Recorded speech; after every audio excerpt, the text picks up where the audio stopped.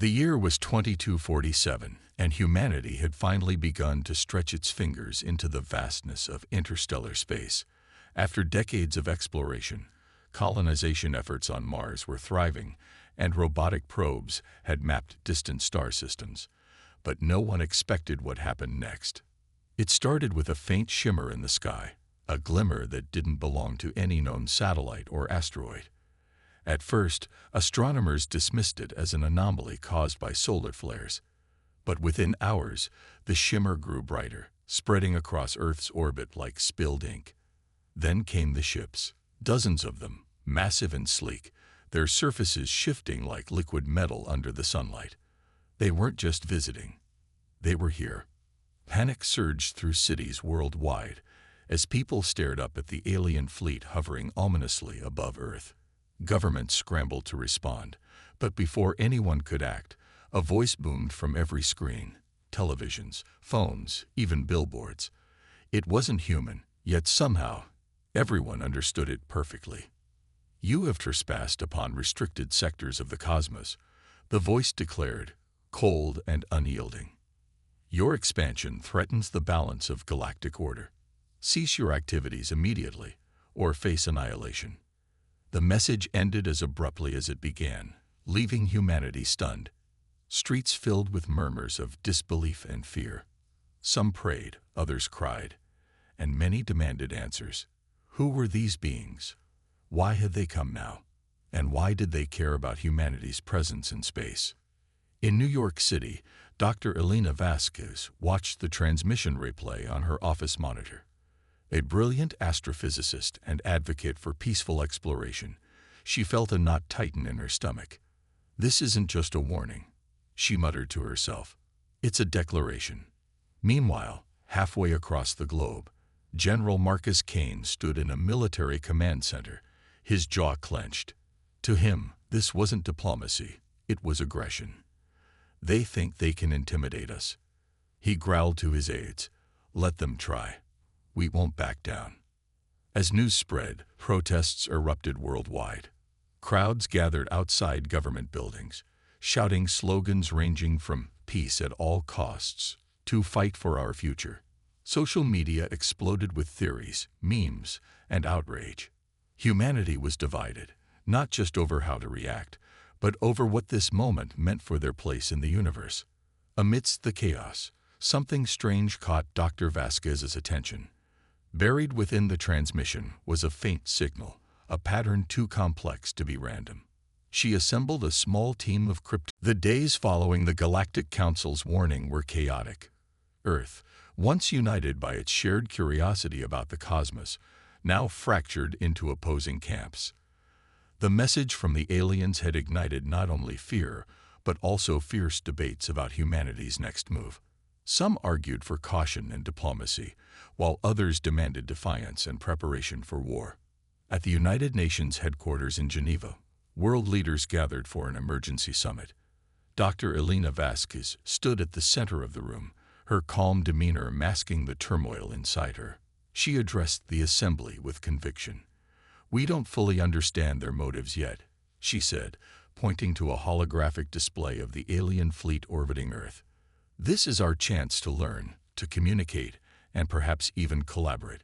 If we act rashly, we risk escalating tensions unnecessarily." Her words resonated with many, especially those who believed humanity's survival depended on cooperation rather than conflict. But not everyone agreed.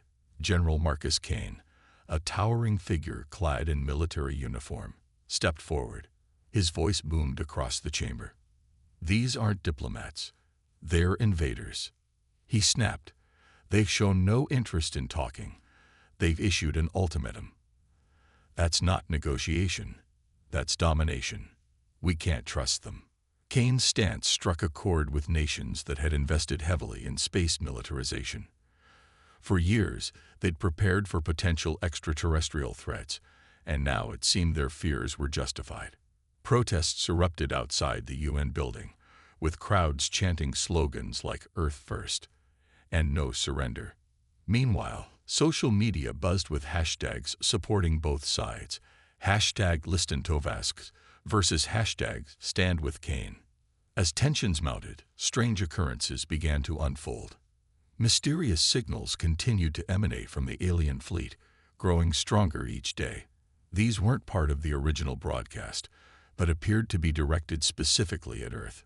Dr. Vasquez suspected they contained hidden messages or codes. With the help of her team, she worked tirelessly to decode them, hoping to uncover insights into the Council's true intentions. But time was slipping away. Governments around the world started taking sides. Nations aligned with Kane began mobilizing troops and launching experimental spacecraft armed with cutting-edge weaponry. Others, inspired by Vasquez's call for peace, sent envoys to neutral countries, urging dialogue before action. Amidst this division, ordinary people struggled to make sense of the situation. In Tokyo, a young journalist named Eiko Tanaka interviewed citizens on the streets. "I think we should talk to them," said one elderly man clutching a newspaper. "War will only destroy us." Nearby, a teenager wearing a t-shirt emblazoned with "Fight Back" shook his head. "If we show weakness, they'll crush us," he retorted. Back in Geneva, the UN summit grew increasingly heated. When Kane accused Vasquez of being naive, she fired back. "And what's your plan? To provoke a war we can't possibly win." She shot back, her usually composed tone edged with frustration. "We need answers, not aggression." Despite their differences, both factions agreed on one thing. The clock was ticking. 6 months wasn't much time to decide the fate of humanity. As arguments raged on, Vasquez quietly slipped away from the meeting, heading straight to her lab. Her team had made progress decoding the mysterious signal, and she sensed it held vital clues. Late that night, as rain lashed against the windows, Vasquez leaned over a glowing monitor. Lines of data scrolled rapidly across the screen. Suddenly, her eyes widened. Hidden within the signal was a fragment of text, a phrase repeated over and over. "Help us." Her heart raced. Was this a cry for aid, or a trap designed to lure humanity into complacency? Whatever it meant, one thing was clear. The Galactic Council wasn't telling the whole truth. And if humanity wanted to survive, they'd have to dig deeper before it was too late. The decision to meet the Galactic Council face-to-face was made after days of heated debate. Dr. Elena Vasquez, backed by a coalition of nations favoring diplomacy, argued that humanity couldn't afford to ignore an opportunity for direct communication. General Marcus Kane reluctantly agreed, though he insisted on accompanying the delegation, ostensibly as a security advisor, but secretly because he didn't trust Vasquez to handle things alone. A small spacecraft, named Unity, was prepared for the mission. Its sleek design and advanced systems represented humanity's best efforts in engineering. On board were 6 representatives: Dr. Vasquez, 2 diplomats skilled in conflict resolution, a linguist trained in alien languages, a pilot, and General Kane. As they approached the massive flagship of the Galactic Council, a ship so large it eclipsed Earth's moon, the tension inside Unity was palpable. When the airlock opened, the human delegation stepped into a chamber bathed in soft, pulsating light. The walls shimmered like liquid gold, and the floor seemed to ripple beneath their feet. Then came the aliens. Towering insectoid beings with iridescent exoskeletons clicked mandibles as they moved. Translucent energy creatures floated silently, their forms shifting like flames.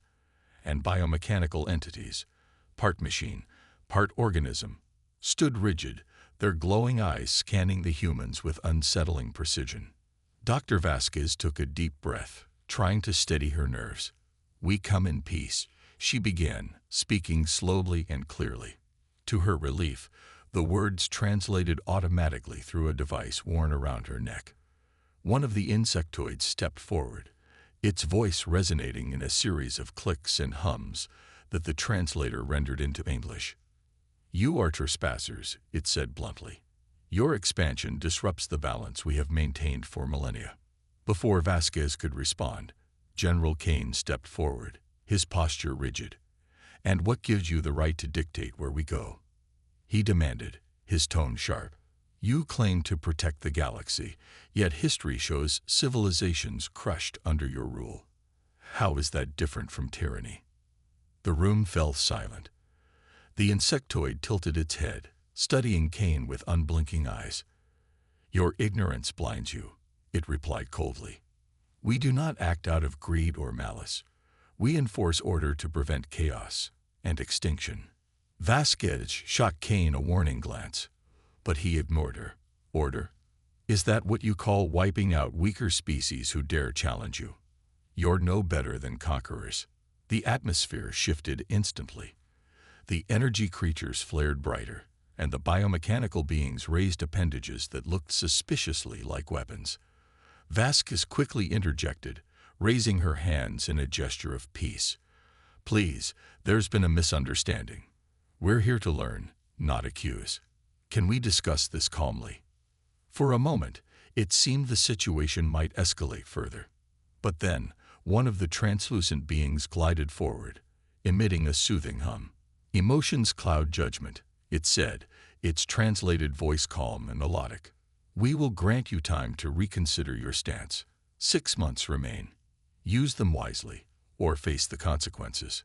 With that, the meeting ended abruptly. The humans were escorted back to Unity without another word. As the spacecraft departed, Kane fumed. They're hiding something, he muttered.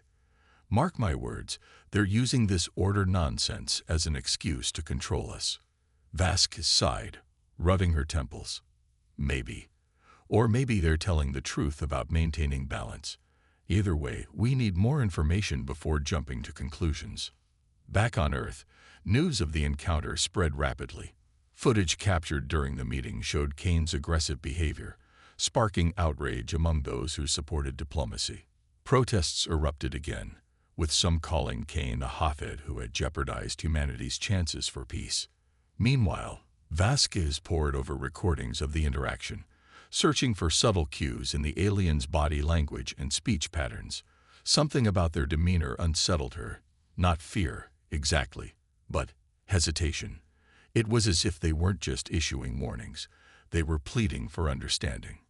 As she reviewed the footage late into the night, one phrase kept replaying in her mind: prevent chaos and extinction. Was the Council truly protecting the galaxy, or protecting themselves from something far worse? Whatever the answer, one thing was certain: humanity's future depended on unraveling the mystery, and time was running out. Back on Earth, Dr. Elena Vasquez's team worked tirelessly in a high-security lab buried deep beneath the UN headquarters. The mysterious signal emanating from the Galactic Council's flagship had grown stronger since the failed meeting, almost as if it were calling out to them. For days, her team of cryptographers and linguists analyzed every fragment of data, piecing together patterns hidden within the transmission. Late one night, as rain drummed against the reinforced windows, a breakthrough finally came. One of the junior analysts, a soft-spoken programmer named Ravi Patel, let out an excited gasp. Dr. Vasquez, I think we've got something, he called, his voice trembling with a mix of exhaustion and adrenaline. Vasquez rushed to his workstation, her eyes scanning the screen. What she saw made her heart race. The signal wasn't just random noise. It contained layers of encoded information. Embedded within were star maps, mathematical equations, and fragments of text written in a language that seemed both alien and strangely familiar. But what caught her attention most was a single phrase repeated over and over. Help us. This isn't a threat, Vasquez whispered, her mind racing. It's a cry for help. Her team gathered around as Ravi explained further. The signal appeared to be a distress call, but not directly aimed at humanity. Instead, it seemed like a fragmented message meant for someone, or something, else. The coordinates included pointed to regions of space far beyond Earth's reach, areas marked as forbidden by the Galactic Council. Could this mean the Council itself was in trouble? The implications were staggering. If the Council feared whatever lurked in those forbidden zones, why involve humanity at all? Were they trying to recruit allies or sacrifices? Vasquez knew they needed more answers before jumping to conclusions. She ordered her team to cross-reference the decoded data with existing astronomical records, hoping to find clues about the source of the distress call. Meanwhile, General Marcus Kane grew suspicious of Vasquez's activities. Through his network of informants, he learned about the decoded signal and demanded access to the findings. When Vasquez refused, citing security concerns, tensions between them escalated once again. "You're hiding something," Kane accused during a heated confrontation in the lab. "If this is another trick by the Council, we need to know now." "It's not a trick," Vasquez shot back, her patience wearing thin. "This signal suggests the Council isn't as invincible as they claim. They're scared of something. And if we don't figure out what it is, we could end up paying the price." Kane's expression hardened. "Scared or not, we can't trust them. For all we know, this distress call is just bait to lure us into their trap." Despite his skepticism, Vasquez pressed on. Her team discovered additional details embedded in the signal. References to ancient conflicts, mentions of a rogue faction within the Council, and warnings about a force so powerful it had wiped out entire civilizations. The more they uncovered, the clearer it became that the Council hadn't come to conquer Earth. They'd come because they had nowhere else to turn. As dawn broke over Geneva, Vasquez stood alone in the lab, staring at the decoded data projected onto the wall. She felt a chill run down her spine. Whatever was coming, it wasn't just a threat to the Council.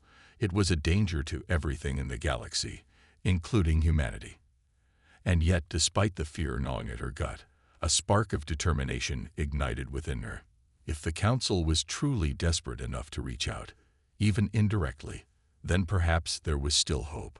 Humanity might be young and inexperienced, but they also had something the Council lacked: resilience. With renewed resolve, Vasquez picked up her communicator. "We need to share this with the UN immediately," she told her assistant. "The truth will change everything." Little did she know, the truth would bring even greater challenges and sacrifices than anyone could have imagined. The decoded signal sent shockwaves through Earth's leadership. When Dr. Elena Vasquez presented her findings to the United Nations, the room erupted into chaos. The revelation that the Galactic Council was not an unstoppable force, but a coalition facing its own existential threat, challenged everything humanity thought it knew about the aliens. Some leaders saw this as proof that diplomacy could work. Others viewed it as evidence of weakness they could exploit. General Marcus Kane, predictably, leaned toward the latter interpretation.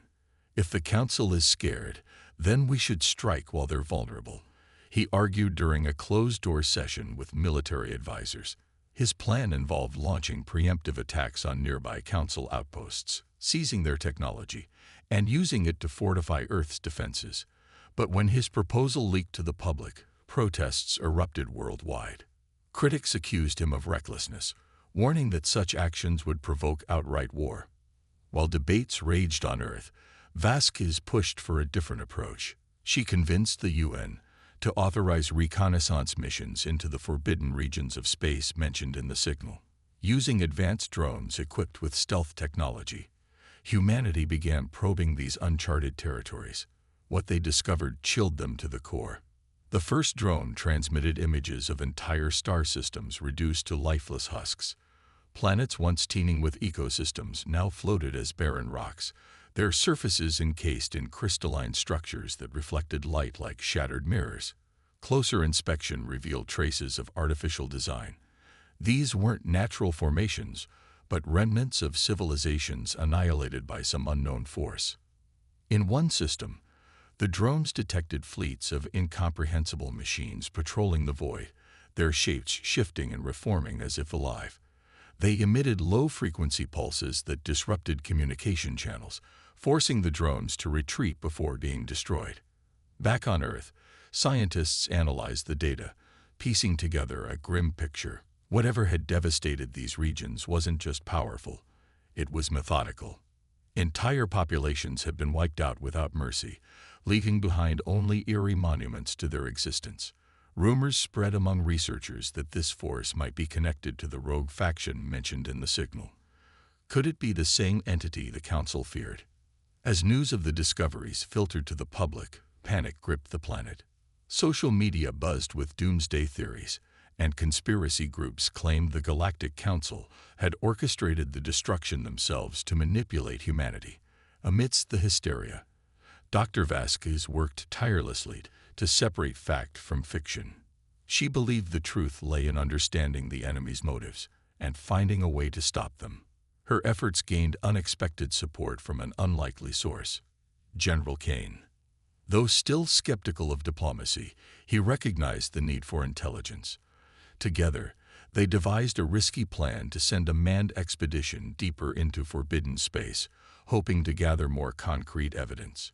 The mission would require volunteers willing to risk their lives and face whatever horrors awaited them in the darkness. Vasquez personally led the recruitment process, selecting a diverse team of experts, engineers, biologists, linguists, and even psychologists trained to handle extreme stress. Among them was Aiko Tanaka, the young journalist who had covered the global reaction to the Council's arrival. Her ability to document events objectively made her invaluable to the mission. As the crew prepared for departure, tensions between Earth's factions reached a boiling point. Protests turned violent in several cities, with pro-war and pro-peace demonstrators clashing in the streets. Meanwhile, the Galactic Council remained eerily silent, their massive fleet still hovering above Earth like a looming shadow. On the eve of the mission, Vasquez stood alone in the observation deck of the spacecraft, staring at the stars. She couldn't shake the feeling that humanity was stepping into a nightmare far greater than anyone imagined. Yet deep down, she also felt a flicker of hope. If Earth could survive this trial, it might prove itself worthy of standing alongside, or even surpassing, the Council. Ready to face the abyss? Asked Aiko, joining her at the window. Vasquez nodded, her voice steady despite the weight of uncertainty. We have no choice. Whatever's out there, we'll find a way to fight it. And with that, humanity took its first step into the shadows beyond the stars, unaware of the horrors and revelations that awaited them. The manned expedition, codenamed Operation Shadowlight, launched under the cover of Earth's night sky. The spacecraft, a state-of-the-art vessel called EOS, carried Dr. Elena Vasquez, Aiko Tanaka, and a team of 12 specialists. Their mission was clear but perilous. Venture deeper into forbidden space, uncover the truth about the crystalline devastation, and determine the nature of the enemy threatening both humanity and the Galactic Council. As EOS approached the edge of the Forbidden Zone, tensions aboard the ship were palpable. The crew knew they were crossing into uncharted territory, where even the Council feared to tread. Each member grappled with their own fears, of failure, of death, or worse, of discovering something too horrifying to comprehend. But they pressed on, driven by duty and curiosity. Their first stop was a star system identified in the decoded signal as a former stronghold of the rogue faction. What they found defied explanation. The central planet was encased in a shimmering crystalline shell, its surface pulsating faintly like a heartbeat. Orbiting drones detected no signs of life, yet sensors picked up residual energy readings suggesting activity within the structure.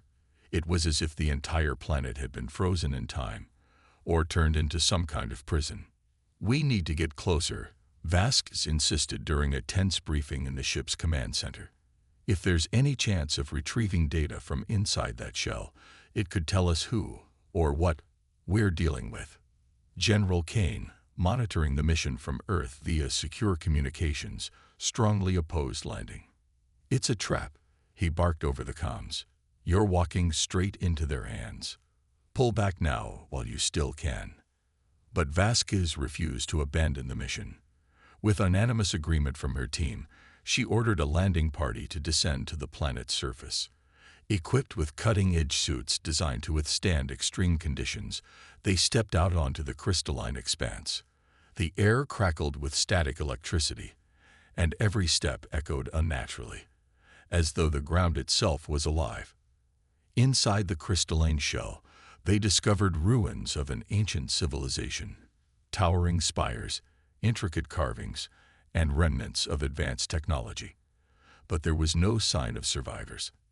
Instead, they found strange symbols etched into the walls, glowing faintly in response to their presence.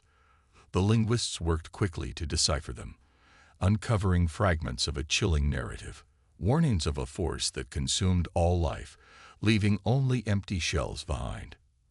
Back aboard Eos, things took a darker turn. Strange malfunctions began plaguing the ship's systems. Power fluctuations, distorted audio transmissions, and hallucinations reported by several crew members. At first, these incidents seemed random, but soon a pattern emerged. Someone, or something, was sabotaging their efforts. Suspicion fell on Lieutenant Ryan Cole, a skilled engineer who had joined the mission at Kane's recommendation. When questioned, Cole denied involvement, but evidence mounted against him. Security footage showed him tampering with critical systems late at night. Confronted by Vasquez and the rest of the crew, Cole finally broke down, confessing under duress. "I didn't have a choice," he shouted, tears streaming down his face.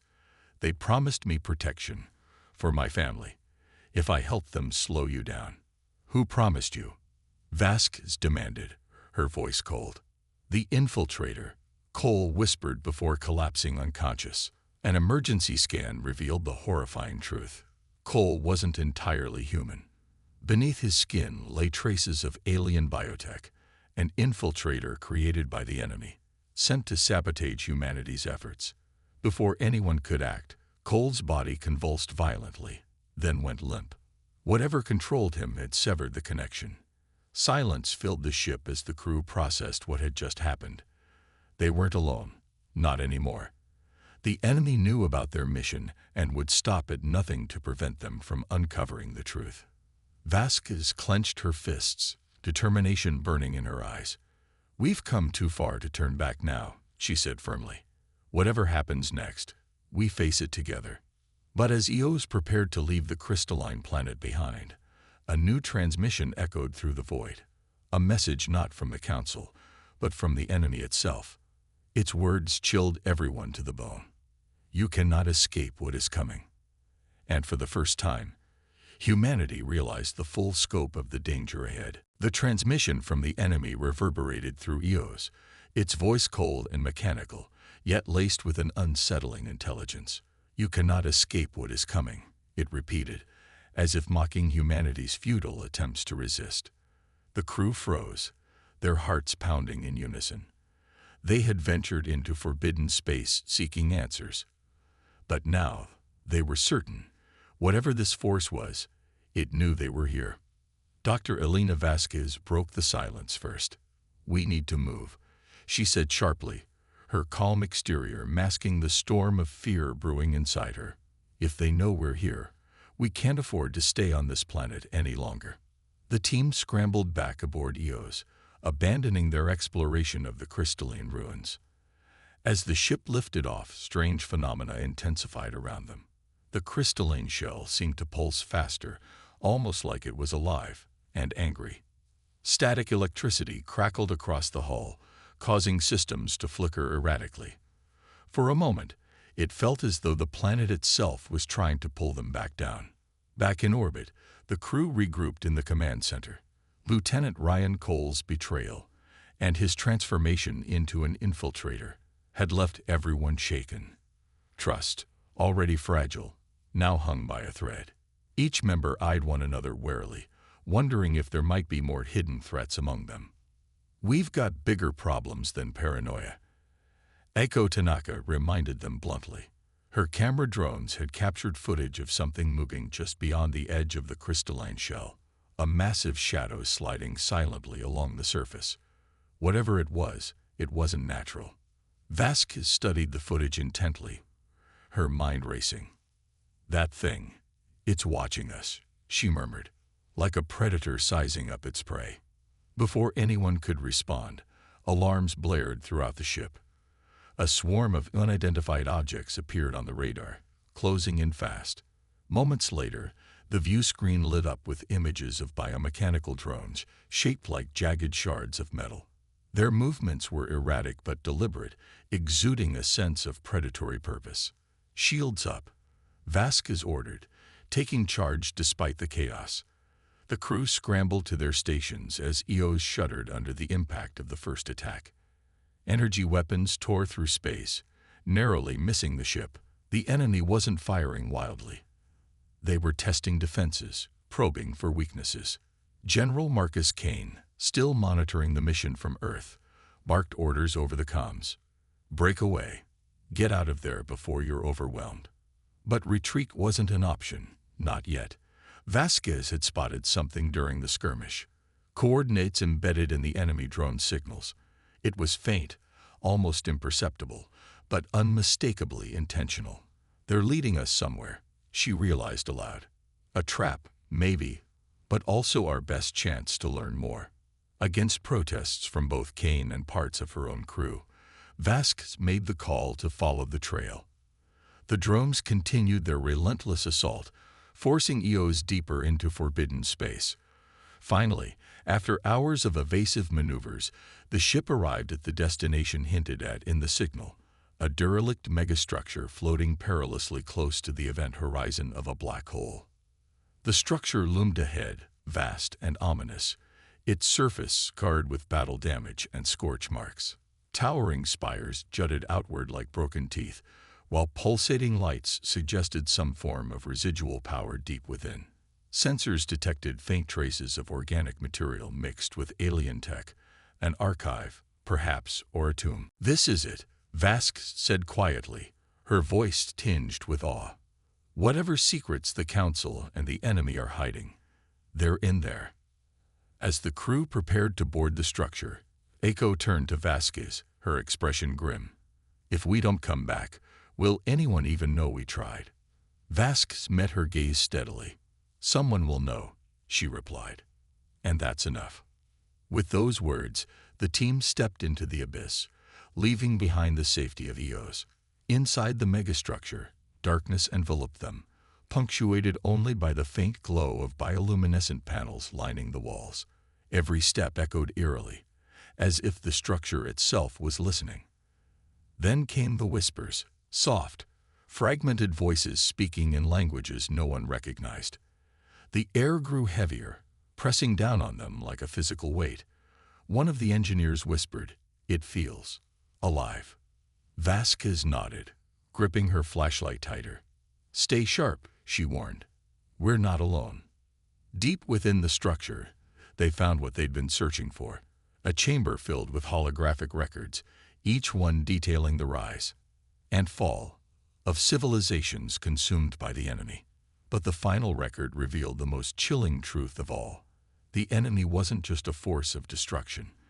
It was once part of the Galactic Council, driven mad by millennia of isolation and betrayal.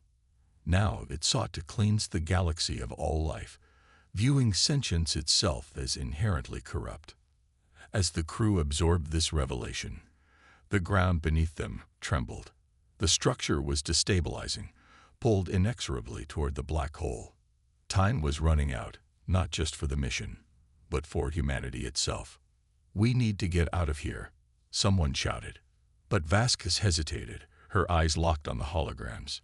She had seen enough to understand the stakes, but escaping wouldn't be easy, not with the enemy waiting outside. And so, humanity's journey into the abyss continued, unaware that the hardest choices still lay ahead. With the black hole's gravity tugging at the derelict megastructure, Dr. Elena Vasquez and her team raced against time to extract as much information as possible. The holographic records revealed not only the enemy's origins, but also its greatest weapon, a psychic network capable of enslaving minds, turning entire populations into puppets for its will. It was clear that if humanity faced this force unprepared, resistance would be futile. "We can't fight something like that directly," Vasquez muttered, downloading critical data onto portable drives. "But maybe we don't have to." Her mind raced as she pieced together fragments of the archive's knowledge. One particular entry caught her attention: an experimental technology developed by a long-dead civilization to counteract psychic manipulation. By merging neural networks with biotech systems, they had created a hybrid consciousness immune to external control. Though risky and incomplete, it offered humanity its best, and possibly only, chance of survival. As the structure groaned under the strain of the black hole's pull, Eiko Tanaka shouted over the noise, "We need to leave now, or we're not going to make it out alive." Vasquez hesitated for a moment longer before nodding. "You're right. Let's move." The team sprinted back toward Eos, dodging collapsing corridors and bursts of energy discharges from the failing systems. Just as they reached the airlock, the megastructure began breaking apart, chunks of metal and debris spiraling into the void. With seconds to spare, Eos launched, narrowly escaping the event horizon's deadly grip. Back aboard the ship, Vasquez called an emergency meeting in the command center. She laid out her plan: use Earth's nascent terraforming technology to create a decoy planet capable of luring the enemy into a trap. At the same time, humanity would attempt to merge their neural networks with the Council's biotech, creating a collective consciousness resistant to the psychic network. It was a desperate gamble, but it might work. General Marcus Kane, monitoring the mission remotely, balked at the idea. "You want us to link our minds with theirs? That's insane. We'd lose ourselves completely." "It's temporary," Vasquez countered firmly, "and it's voluntary. If we don't do this, we'll lose everything, including our freedom." Kane grudgingly agreed to present the proposal to Earth's leadership, knowing there was no better option. Meanwhile, construction on the decoy planet began in secret. Engineers worked around the clock, using advanced terraforming equipment to transform a barren moon into a lush, Earth-like world teeming with false ecosystems designed to mimic humanity's home. But progress was fraught with challenges. Strange phenomena plagued the project: equipment failures, hallucinations among workers, and whispers in the dark. Some claimed to hear voices urging them to abandon the mission, while others reported seeing shadowy figures moving just beyond their line of sight. Sabotage attempts became frequent, though no one could pinpoint the source. Dr. Vasquez suspected the enemy was behind it, attempting to destabilize humanity's efforts. She doubled security measures and ordered psychological evaluations for all personnel involved. Despite these precautions, tensions ran high. Workers grew paranoid, questioning whether they were truly building a defense or setting themselves up for annihilation. Amidst the chaos, volunteers stepped forward to undergo the neural merging process. Among them were scientists, soldiers, and civilians willing to risk their lives for the greater good. As the first trials began, participants described feeling both exhilaration and terror as their minds expanded, connecting with alien biotech in ways they couldn't fully comprehend. One volunteer, a young engineer named Mylin, emerged from the procedure visibly shaken but resolute.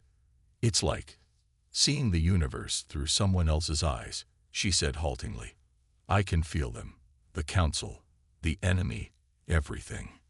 It's overwhelming, but I think I understand now. This is how we fight back." As the decoy planet neared completion, humanity braced itself for what lay ahead. The enemy had already proven relentless, cunning, and merciless. But armed with new knowledge and unprecedented unity, Earth prepared to face the abyss, not with fear, but with hope. And yet, even as preparations continued, ominous signs hinted that the battle wouldn't go as planned. Deep within the decoy planet's core, faint pulses of energy flickered, an anomaly unnoticed by most, but one that Vasquez couldn't ignore. Something wasn't right. But there was no time to investigate further.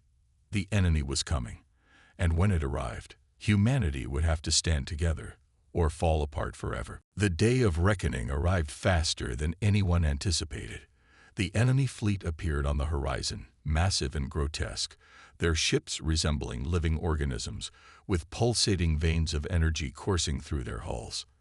They descended upon the decoy planet without hesitation, drawn by the false ecosystems designed to mimic Earth's biosphere. Humanity held its breath as the trap was sprung. Inside the command center of EOS, now stationed in orbit above the decoy planet, Dr. Elena Vasquez watched the unfolding battle with a mix of dread and determination. General Marcus Kane coordinated Earth's military forces from his flagship nearby, while hybrid consciousness volunteers, linked via neural networks to the Council's biotech, stood ready to counteract the psychic network. This was humanity's gambit, their last stand against an enemy that viewed life itself as a plague. As the enemy forces landed, strange phenomena began manifesting across the battlefield. Soldiers reported hearing whispers in their minds, urging them to surrender or turn on their comrades. Machines malfunctioned, weapons jammed, and even the most disciplined troops faltered under the weight of unseen pressure. But the hybrid consciousness volunteers held firm, their minds shielded by the experimental merging process. Their resistance gave hope to those still fighting. But it came at a cost. One volunteer, Maylin, collapsed mid-battle, her body convulsing violently.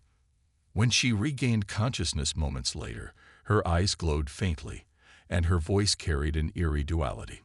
"It sees us," she whispered, trembling. "Not just our bodies. Our thoughts, our fears. It knows everything." Vasquez rushed to her side, gripping her shoulders tightly. "What do you mean? What does it want?" Mai hesitated, tears streaming down her face. "It doesn't want conquest. It wants erasure. To wipe out all sentience, because it believes existence is suffering, and it thinks it's doing us a favor." The revelation sent shockwaves through the command center. If the enemy truly believed it was acting out of mercy, then negotiation would be impossible. There could be no reasoning with such absolute conviction. Humanity's only chance lay in dismantling the psychic network, the source of the enemy's control. Meanwhile, on the ground, the decoy planet's defenses were failing. Automated turrets fired relentlessly, but were quickly overwhelmed by swarms of biomechanical drones. Strange crystalline growths spread across the surface, consuming vegetation and turning the once lush landscape into a barren wasteland. The enemy wasn't just attacking, it was terraforming the planet in preparation for something far worse. Back aboard EOS, Eiko Tanaka reviewed footage captured by surveillance drones. She noticed something peculiar. Patterns in the crystalline formations matched symbols found in the derelict megastructure's archives. "These aren't random," she said, pointing to her screen. "They're part of the psychic network. Every crystal acts like a node, amplifying its power." Vasquez's eyes widened. "That means if we destroy the central node, we might disrupt the entire system." But locating the central node wouldn't be easy. It was buried deep within the enemy's stronghold, a fortress-like structure growing at the heart of the decoy planet. Breaching it would require more than brute force. It would demand precision, sacrifice, and perhaps even infiltration. General Kane refused to authorize a direct assault, calling it suicidal. "We don't have enough firepower to take that thing down," he argued over comms. "We need to retreat and regroup." "No," Vasquez replied firmly. "If we fall back now, they'll follow us to Earth. This is where we make our stand." With time running out, Vasquez assembled a small strike team, including herself, Eiko, and several hybrid consciousness volunteers. Armed with experimental EMP weapons designed to disable alien tech, they prepared to infiltrate the stronghold. Before departing, Maylin approached Vasquez, her glowing eyes filled with resolve. "If I don't come back," Mai began, her voice wavering slightly, "tell my family. I did this for them. For everyone." Vasquez nodded, placing a hand on her shoulder. "You've already done more than anyone could ask. Now let's finish this." The team descended onto the decoy planet, weaving through chaotic battlefields littered with wreckage and fallen soldiers. As they neared the stronghold, the air grew heavier, pressing down on them like a physical weight. Whispers echoed around them, louder now, almost deafening. "This is it," Eiko muttered, clutching her camera tightly. "The final push." Inside the stronghold, the central node pulsed ominously, radiating waves of psychic energy. Surrounding it were biomechanical guardians, their forms shifting unnaturally. The team exchanged grim looks. They knew the odds were against them. But as Vasquez stepped forward, her mind linked to the hybrid network. She felt something unexpected: unity. For the first time, humanity wasn't alone. They were part of something greater, and together, they had a chance. "Let's end this," she said, raising her weapon. And with that, the strike team charged into the heart of the enemy's domain, ready to face whatever horrors awaited them. The strike team moved with precision, their every step synchronized despite the chaos around them. The hybrid consciousness link allowed them to share thoughts and instincts in real time, creating an unspoken bond that transcended fear. Dr. Elena Vasquez led the charge, her mind buzzing with fragments of alien knowledge she had absorbed through the neural network. She could feel the enemy's presence, not just as a physical force, but as a suffocating weight pressing against her consciousness. As they approached the central node, biomechanical guardians emerged from the shadows, their jagged forms shifting unnaturally like living sculptures. They attacked without warning, lashing out with tendrils of energy and razor-sharp limbs. The battle was fierce and chaotic, but the strike team fought as one. Aiko Tanaka used her camera drones to scout ahead, feeding vital intel directly into the group's shared awareness. Mei Lin unleashed bursts of EMP energy, disabling several guardians long enough for others to close in with conventional weapons. Vasquez focused on the central node, its pulsating core radiating waves of psychic energy that threatened to overwhelm even the hybrid consciousness defenses. "We need to overload it," she shouted, her voice echoing both aloud and within the minds of her teammates. "Concentrate all fire on the core." One by one, the volunteers stepped forward, sacrificing themselves to hold off the relentless guardians. Each loss sent a ripple of grief through the linked minds, but there was no time to mourn. Every second counted as the enemy's forces closed in. Finally, Vasquez reached the base of the central node. With trembling hands, she planted a high-yield EMP device designed specifically for this moment.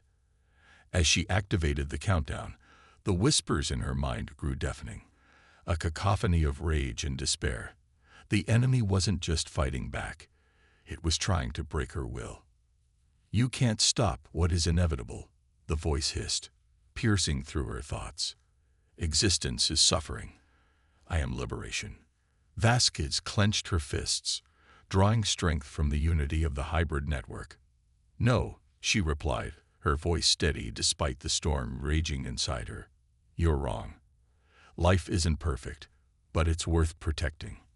And we won't let you take that away." With seconds left on the timer, the team retreated, narrowly escaping as the EMP detonated. A blinding flash of light engulfed the stronghold, followed by a shockwave that rippled outward, disrupting the psychic network. The crystalline growths across the decoy planet shattered into dust, and the enemy fleet began to falter, their ships losing cohesion. Above the battlefield, General Marcus Kane watched in awe as the tide turned. Earth's forces rallied, launching a final assault against the disoriented enemy. One by one, the biomechanical ships collapsed, consumed by the same crystalline decay that had destroyed countless civilizations before. Back aboard Eos, Vasquez and her surviving teammates gathered in silence, their bodies battered but their spirits unbroken. Though victorious, the cost had been immense. Many lives were lost, and those who remained bore scars, both visible and invisible, that would never fully heal. In the aftermath, the Galactic Council approached Earth once more, this time not as overseers but as equals. They acknowledged humanity's bravery and ingenuity, recognizing them as partners rather than inferiors. Together, they vowed to rebuild what had been broken and prepare for future threats. But for Vasquez, the victory felt bittersweet. Standing on the bridge of Eos, staring at the stars beyond the shattered remains of the decoy planet, she reflected on the sacrifices made. Humanity had faced annihilation and emerged stronger because of it. We did it, Aiko said softly, joining her at the window. Against all odds, we stood together. Vasquez nodded, a faint smile crossing her lips. And now we move forward, not just as humans, but as part of something greater. Whatever comes next, we'll face it united. As Earth looked to the stars once more, it did so not with fear, but with hope. For the first time, humanity truly belonged to the galaxy, and the galaxy belonged to them.